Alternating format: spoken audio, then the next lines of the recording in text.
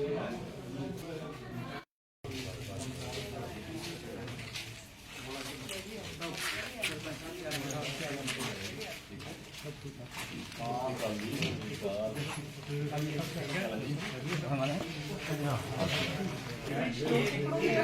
लगा था, यहाँ पर लगा है।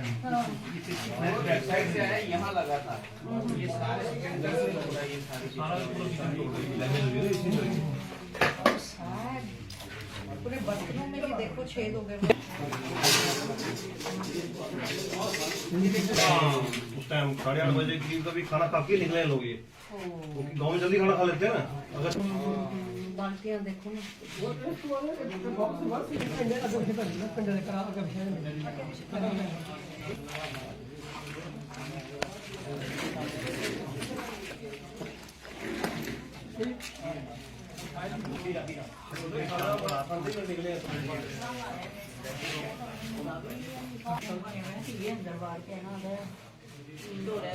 पर लगी तो नहीं किसी को। नहीं उनको बाबा बेरी ने क्या हो गया था, क्या हो गया था, बचाने वाला बड़ा होता है। पर रात जल्दी निकली होनी ना, केबल दर्द नहीं होना दे। रोज है काले रूड़े काले मतलब इस तरीके पीछे भेजे हैं इधर या शेयर से एक तरीके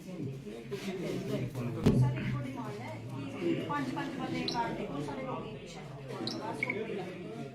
इसे ही खत्म कर देना। नहीं बड़ा मुश्किल है, अनसर्टेनिटी इतनी ज्यादा है, कभी भी कुछ भी। अदरवाइज लोग अपने अच्छा इधर भी इश्यू भी है घर के अंदर नहीं इन्होंने बनाए हुए हैं। किस तरह कौन है का बच्चा का केड़ा इन्हें रखे हैं अभी गुरदौरियां कटड़ी हैं बच्चे सवार है बने होना चाहिए है ना। कभी तुसी क्या नहीं, कभी किसी ने गल नहीं की मोट मार कर दे। अच्छा तुसी कह रहे हो कि पहली बार ये फायरिंग हुई है, लड़की बता रहे हैं ना कि यहाँ पे ये इतना बड़ा नुकसान पहली बार पहले पिंड किन्ने किन्ने घर ने ग्राम विच सामने बाजे इधर चढ़े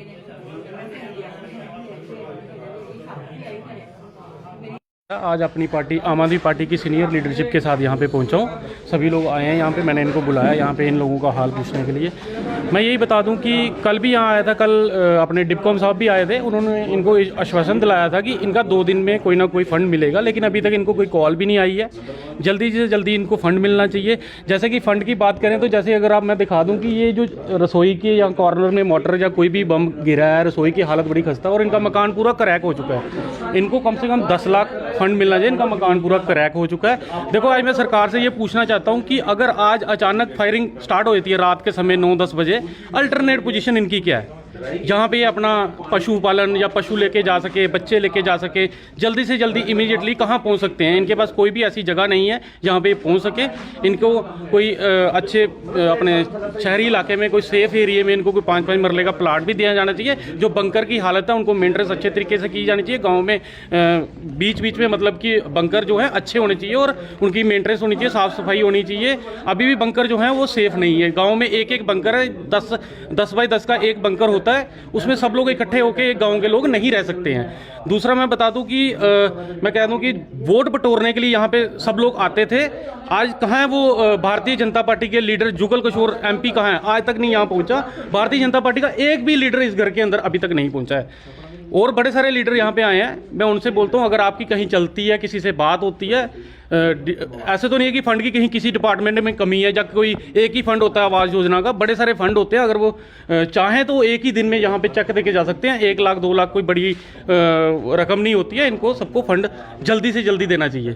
थैंक यू। जय हिंद। पाकिस्तान की जो हमेशा ये ऐसी हरकतें रहती हैं वो मतलब इस किस्म का पड़ोसी किसी को ना मिले।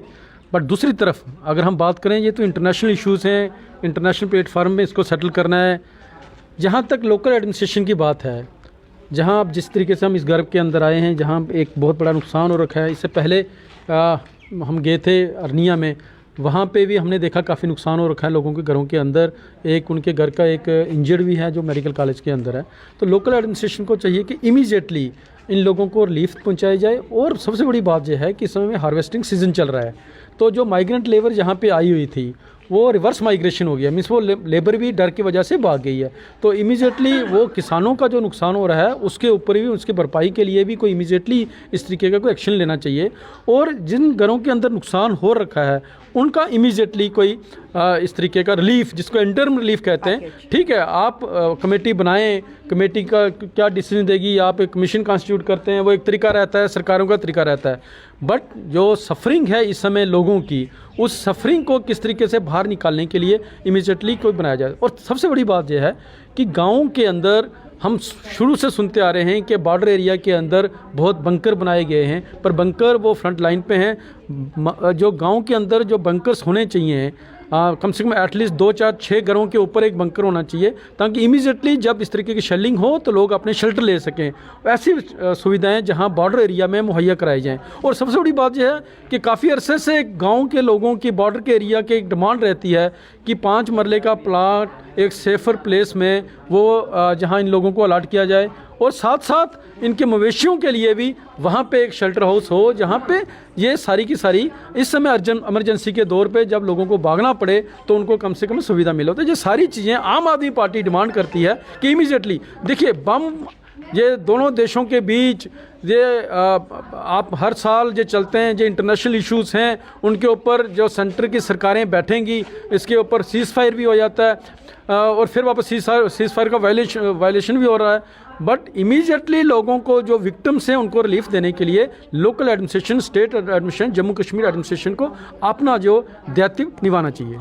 के माध्यम से आम आदमी पार्टी की प्रवक्ता होने के नाते सिर्फ 2 चीज़ें, वैसे तो हमारे सीनियर लीडर खजूरिया जी ने आपसे बात करके आपको बता ही दिया कि गवर्नमेंट को इमीडिएटली क्या रिलीफ पैकेज देना चाहिए इन लोगों को। आप देखें, अनफॉर्चुनेट है कि पड़ोस के लोग जो हैं वो दूध ला रहे हैं या खाना बना के ला रहे हैं, लेकिन अभी तक किसी एडमिनिस्ट्रेशन के एक भी इंसान ने आके इस घर को देखा नहीं है। आप देखें, अगर किचन पूरी टूट चुकी है, 2 टुकड़ों में इनका फ्रिज डिवाइड हो चुका है, और बर्तन, एक भी बर्तन इनके घर में नहीं बचा। छोटा सा बच्चा है, कैसे बच गए हैं वो तो भगवान का मालिक है। दूसरा, एक फौजी की बीवी होने के नाते इन चीज़ों के बारे में क्योंकि बचपन से सुनते आ रहे हैं, मुझे लगता है कि अगर ये इतनी पास है बॉर्डर के, और जैसे खजूरिया जी ने कहा कि इंटरनेशनल बॉर्डर पे हो या इनके सीज़ फायर जो है होता रहता है, LOC पे हो या IB हो, लेकिन जो लोग यहाँ बसे हुए हैं, जिनके पीछे कोई घर नहीं, बार नहीं है, यही ज़मीन है, यही घर ही उनकी ज़िंदगी है, तो मुझे लगता है इनके 2-2 लोगों के घरों में, 2-2 घरों के बीच में इन लोगों को बंकर्स बनाने बड़े ज़रूरी हैं। मैं देख रही हूँ, एंड इट्स वेरी अनफॉर्चुनेट कि हम अरनिया में भी मैं होके आई हूँ, एंड एकदम बॉर्डर पे है ये सारा का सारा जो गांव है, और 25-25 हज़ार, 30-30 हज़ार की आबादी है, लेकिन आज तक इन लोगों की सुध किसी ने नहीं ली है। तो बड़ी विडंबना है ये, और आप लोगों के माध्यम से आम आदमी पार्टी की तरफ से ये रिक्वेस्ट है LG सरकार से कि जितनी जल्दी हो सके इनको रिलीफ पैकेज दिया जाए।